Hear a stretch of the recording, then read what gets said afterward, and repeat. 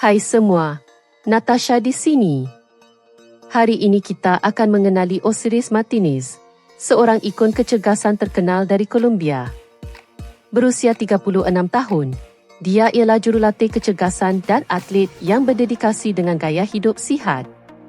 Dilahirkan di Barranquilla pada tahun 1985, Osiris mula dikenali di media sosial sejak dia berkongsi rutin senamannya, pemakanan seimbang dan tip kehidupan aktif.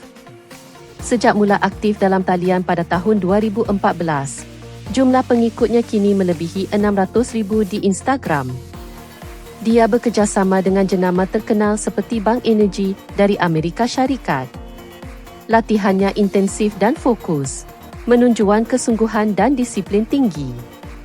Selain dunia kecergasan, Osiris juga minat fashion, fotografi dan melancong, serta kerap berkongsi pengalaman.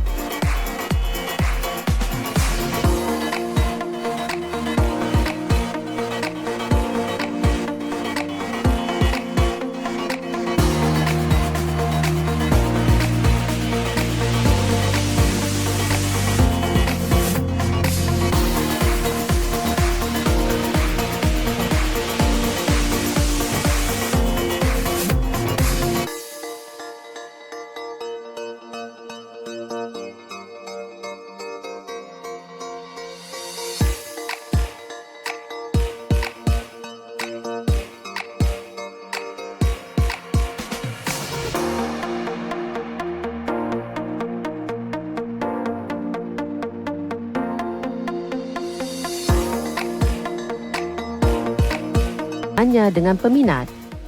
Apa pendapat anda tentang Osiris? Suka dengan kisah dia? Jangan lupa komen, like dan langgan saluran kami untuk lebih banyak kandungan seperti ini.